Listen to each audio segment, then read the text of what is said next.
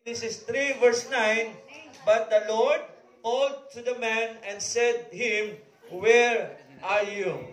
Mga utod sa pagtugas ang Ginoo sa kalibutan, lakip na nga aton una nga ginikanan, ag sila gininstruksyonan sa Ginoo, ag nahulog sila sa sala mga utod, ang Ginoo wala nagapabaya sa aton. Way gid nagpabaya, wala sa nagambal nga pagusto na kamuda sa inyong kabuhi. So no, kundi ginpangita sa Ginoo kung ano ang sitwasyon, kung ano ang status sa ilang kabuhi. Kagin ano gid niya, ginpangita. Hindi man po silingon nga wala kabalo ang Ginoo sa ilang kahimtangan. Gusto lang sa Ginoo nga ipakilala sa ila nga sila nakasala. Kag gusto man sa Ginoo nga ipakilala sa ila nga acknowledge sila ang ilang mga sala. Sa aton mga isa mga utod sa aton paginabuhi, kung nakasala kita, hindi kita gusto nga masala kita. Hindi kita gusto nga ay sala ko gali. Wala natong ina-acknowledge sa aton nga sala. Pero gali mga utod, gusto sa Ginoo nga batuno naton nga kita nakasala. Ang isa man sila mga utod, ang aton nga angel o kon guardian angel naton o kon truth about angel mga utod nagapahanumdom na sa aton. Dagaron ang misyon sa Ginoo sini nga kalibutan sa aton nga kabuhi. Amo ni sa ang misyon sa Ginoo sa aton nga ipasag-uli niya kita sini nga kalibutan. We were created to live eternally with God. Amen? Yes, mga utod, gintuga kita sa Ginoo yang magkabuhi nga wala sing katubtuban, naupod na to ng Ginoo. Pero may ara gitawag, however, wala sa payan ang sala nagtuga, nagtuhaw mga kauturan at nag-atag sa aton sing gap. No? Sin created a gap that completely separated us from His presence. Amo na ang nahimo sang sala sa aton.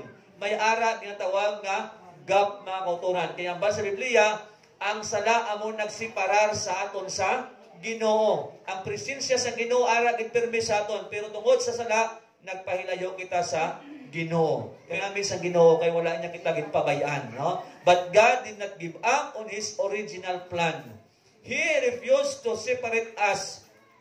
He separated from us. Amo na nga hindi niya gusto nga magseparar kita sa iya. Kay ang iya nga handom upod kita tanan. Amo na hindi niya gusto nga ang tanan nga makatawan sa kalibutan mag-divide. Hindi niya gusto nga magseparar kita. Gusto niya nga maghiusa. Amo na naligad naton nga leksyon, gusto sa Ginoo, gusto ni Pablo, gusto niya ang tanan nga may iglesia mag-unite mga utod. Kaysa pag-unite naton mga hinigugma, maangko naton ang ang balaan nga espiritu.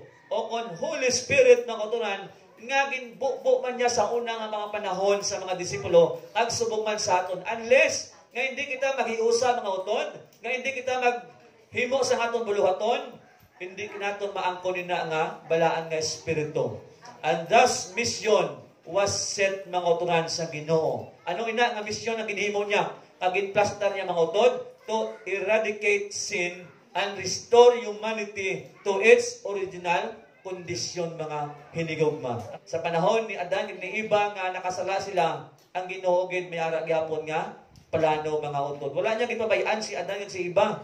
Nangita sa sang paagi ang iyang gugma ginpakita sa ila. Kag hasta subong sa aton ang Ginoo nagapadayon. Kag hasta sa panahon ni Adan ni Abraham mga utod, nagapadayon na ang iyang ang iyang katungdanan, ang iyang ginsumpa kay Abraham, pagkadto kay Isaac, pagkadto kay Jacob, nga wala niya ginpabayaan sila nga mga tawo. Sa panahon ni Abraham, wala gid sa ginpabayaan sa Ginoo. Sa panahon ni Isaac, wala gid sa ginpabayaan sa Ginoo. Sa panahon ni Jacob mga utod, nga bisan pa makasala si Jacob mga utod, ang Ginoo nagpagbalik sa iya.